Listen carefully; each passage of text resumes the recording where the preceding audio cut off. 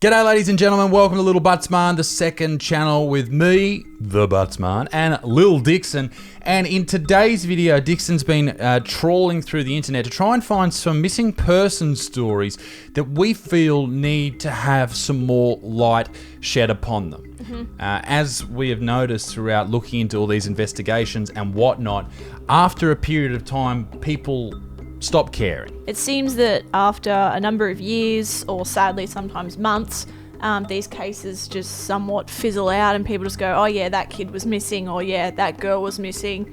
And I don't know, I just feel like they need more attention, and these particular cases we're covering today are really, really sad, like so many of them are, but I think it'd be good to use your platform and try and get these faces out there, because you never know. There's so many people watching these and you don't know, someone might be like, oh my god, I saw this person, or just to bring, and I think for the families too, just to bring this to light would be nice. So if you do have any information on this, please call Crime Stoppers. The number is on your screen just there. 1-800-333-000. Yeah, so any information you have about these, you may be too young, you may be in a different state or whatever, but if you do have any information, give those guys a call and try and help out, because there is a missing persons register, and it is crazy to scroll through that and see how many people are considered missing and never found. So it's crazy how many people are on there, and there's so many people that have been there for such a long time. Absolutely. So let's jump into two stories that we feel need to be shared with the public.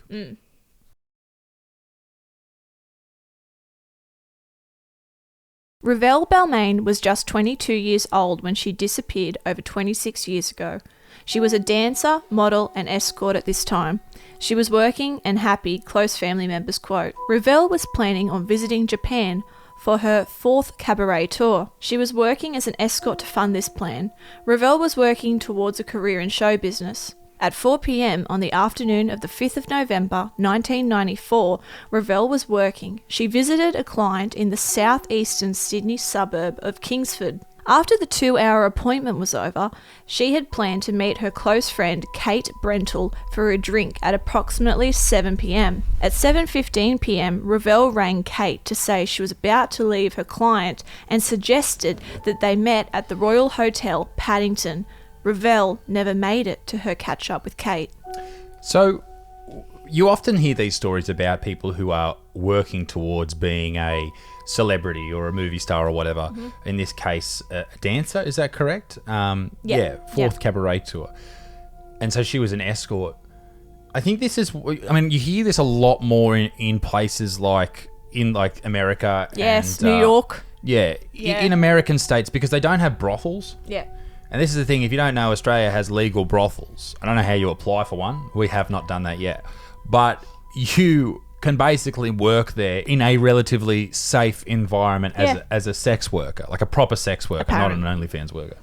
Come at me. And obviously this is not what this lady was doing, but I guess escorts still exist. I guess escorts are still a thing. Definitely. So an escort would, you'd ring them up and they would come to wherever they are, where you are, and have sex with you, and you'd pay them. Or I know a lot of escorts say that they don't just have sex with clients they hang out with, and I'm sure that's true in some circumstances, but perhaps the main thing that escorts are known for is the sexual favours for money. The following day after her disappearance, Revelle's handbag, makeup, diary, credit cards, and keys to her Belleville flat were found scattered around several Kingsford streets. One of her shell-covered platform shoes was found in one street, while the other shoe was found in another. Detectives questioned Revelle's client. He stated that he had driven her to the nearby Red Tomato Inn at about 7 p.m. that evening. No one at the Red Tomato had recalled seeing Revelle. What really happened that night remains a mystery to police, and an ache in the hearts of Revelle's family and friends. Many were unaware of Revelle's line of work at this time, including her then boyfriend, who she had just met about 6 weeks prior. A few days into the investigation, Detective Sergeant Graham Mulhern broke the news to Revelle's then boyfriend. He was shattered. He stated that Revelle and he had made future plans for when she returned home from Japan. Sadly, those plans never came to fruition. But who first realised Revelle was missing? The alarm was raised when Revelle failed to catch the 9:30 a.m. train from Sydney to Newcastle the next day. to say goodbye to her loving mother before she travelled to Japan for her tour. What the family didn't know was that their darling daughter was leading a double life that hauntingly led to her disappearance. Now, let's dive a little deeper. Let's discuss Revelle's last client and also the last person to see her alive. As we discussed earlier on, Revelle's client claims he allegedly drove her safely to the Red Tomato Inn. Mr. Sammer, Revelle's client, has always maintained to police his innocence and lack of involvement in Revelle's disappearance and suspected murder. It is worth noting that the police spotted several scratches on Mr. Sammer's neck, chest and hands. However, he explained he got the wounds surfing. So obviously he's going to be the number one suspect. Absolutely. Being the last one to see her alive, Yep. the last one to be around her, and Yep. a stranger that's paying them for sex or whatever they were doing. And then to have scratches on him. But, you know, you could have scratches. Little hot tip about Dixon. A very itchy person. Sometimes you scratch yourself and you scratch yourself a little too hard. Sometimes Dickie will have a scratch mark on her back. I do. Like during the throes of passion. But they're not. They're not. They're just from itching in the night. So maybe this dude, my point being, my He has long-winded, psoriasis. long-winded point is maybe this dude just had scratches. Mr. Sammer was named the main person of interest during a coronial inquiry in 1998 and 1999, but no charges were ever laid. The police also revealed that Mr. Sammer seemed to have no motive to hurt Revelle. In 2008, Homicide Detective Superintendent Jeff Beresford announced that police had new information and forensic results relating to the case. The evidence reportedly renewed the theory that Revelle was murdered at a house in Kingsford. A full forensic search was carried out at the crime scene. During the last 12 months of the case, Detective Beresford was also quoted saying, "We are able to say we have fresh evidence as a result of these investigations." Around this time, the Daily Telegraph reported that the main person of interest, Mr. Sammer, had vanished from Sydney, now living in Tasmania. Police allegedly wanted to find him to do a DNA sample. A police source indicates that Mr. Sammer, still to this day, is considered a main suspect. Revelle's then boyfriend, Pierce, I don't know how to say it, We've got no idea. voluntarily gave his DNA, so to be ruled out of his then beloved girlfriend's disappearance. He has since stated that it took him a long time to get over Revelle's disappearance. Sadly, the hunt goes on for Revelle's alleged killer. Revelle and her family deserve some kind of justice, and this is why we thought we'd bring this case to your attention. And when I say we, Claire, one of the amazing things about little Dickie is she genuinely cares about so many people. And I think it's a beautiful thing what you're doing is trying to get these cases out there. Thanks, darling. What happened to Revelle that night? That is the question. And without the evidence and with old mate disappearing and traveling to Tasmania, I mean, obviously that sounds a bit sus, but maybe he was just trying to get out. You know, you got to have an open mind in these cases. Yep. What do you think happened? I mean, there's not an enormous amount of No. evidence out there No. to point one way or the other. Obviously, she has met her demise at some point. They never found a body. No. She's never been found. And for a family to have that hanging over their heads to now, and this is a relatively, I think 98 was the coronial inquest, and it was early 90s. So this Yeah. is not that long ago. No. So obviously she's met her demise at some point. Someone has taken her life. Possibly. She may have just disappeared. She Yeah. may have not wanted to be involved. Maybe she went to Japan. Maybe I don't know. Who knows? This is the thing. Like, fuck. I mean, don't know. I think she was murdered, and I think the fact that she had her belongings sort of thrown around the area, and then it was as if she had been being chased.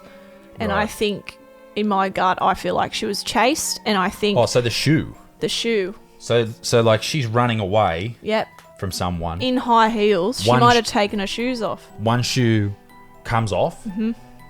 She throws the other one because she's running with one high heel on, throws it, drops her bag, and like if you're getting chased and think you're about to die, I imagine, you'd throw all your shit and just leg it. Who knows? You know what might have even happened? I just thought of this. Maybe old mate did have nothing to do with it and he was just a client of Revelle's, and maybe her boyfriend also had nothing to do with it.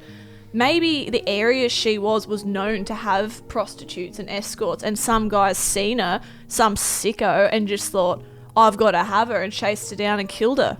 did God knows what with her and treated her like garbage. And I think that there's a lot of stuff online that her sister and family are still just devastated because they just don't know what happened to her, and they don't think that she would just vanish because she had made plans that day to see her mum say to the loo, I'm going to Japan. Yeah, why would you disappear when you're about to leave anyway? Yeah, and she had her double life, as it were, secret anyway. So I don't think that I don't think that it was in her personality to think I have to go start a new life. She was already living 2 lives. Yeah. So if you have any information on that case or the one that's about to come up, call Crime Stoppers. The next case we're covering is about Kyrstal Fraser. And this is one that I came across online late at night, and I thought that it was just gut-wrenching and really, really sad. And I'd never heard of this girl, this lady. I don't think Isaac had either. No. Never seen her photo, and I thought this needs to be on the internet more. No, like, I don't know anyone. I've shown other people. Everyone's like, who is this? I've never heard anything about this, and I think that this case needs a lot more attention. I think if we could spread the awareness of this case, it would be a really good thing for Krystal's family. To properly analyse this case, we need to know more about the person. Her name is Kyrstal Fraser. Those who knew Krystal describe her as a friendly, bubbly, and very trusting person who always saw the best in others. Sadly, in this case, that beautiful quality was, potentially, taken advantage of by a monster. Krystal was often seen wearing a baseball cap. She wore glasses along with a beautiful smile. The day the 24-year-old Krystal vanished, she was believed to have been wearing a camo baseball cap, an orange zip-up jumper, and black pants. Her ears were also pierced, and she had noticeably crooked teeth. Krystal was just days away from giving birth when she disappeared from Pyramid Hill, located in Melbourne, Australia, on June 20th, 2009. On the night of her disappearance, Krystal discharged herself from hospital against the recommendation of health professionals. It's important to mention at this point that Krystal suffered from an intellectual disability. Mm-hmm. So it may seem that discharging herself from hospital may be irresponsible, but in her case, she probably saw this as something that she really needed to do. Absolutely. And maybe it was affected by her disability, this decision-making process. Yeah. That night, there was a small party in Kahuna, a region about 10 minutes from where Krystal was. On the night, just before midnight, Krystal received a 40-second phone call, which police believe could have been from her killer.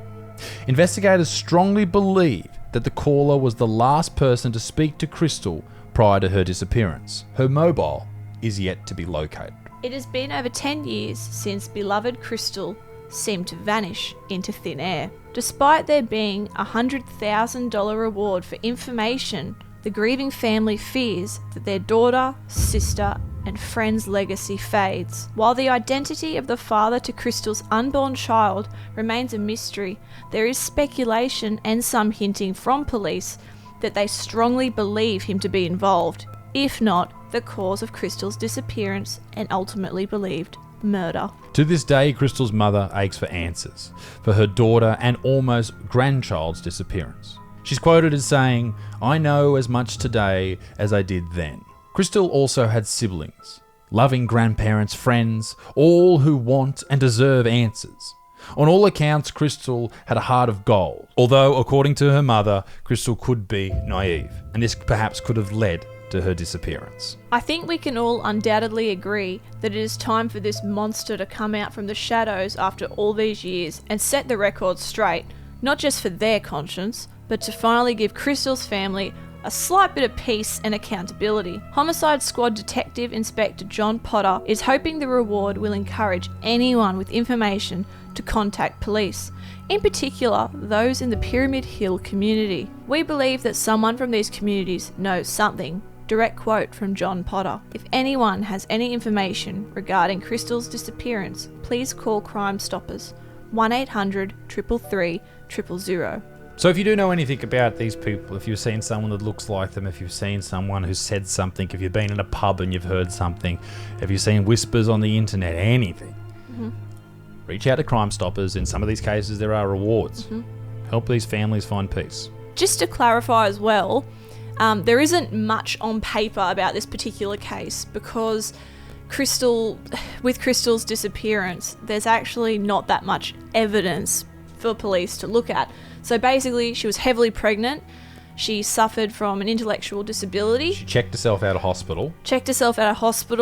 Was going to Kahuna for a party, had a 40-second phone call, and then just vanished. Oh, and that's it. But maybe someone knows something else. And I guess that's the point of this video. Maybe someone knows something else that the police don't. So if you do, reach out. Thanks for watching, everyone. If you have any other video suggestions or ideas you'd like us to cover, let us know. And if there's any other cases you want us to cover, message Little Dicky on Instagram at Little Dick Sinclair, or you can message me. I won't reply. She might. Be a good motherfucker. Peace in the Middle East. Me dick stinks. Toodle-wah-wah. Bye-bye. Bye.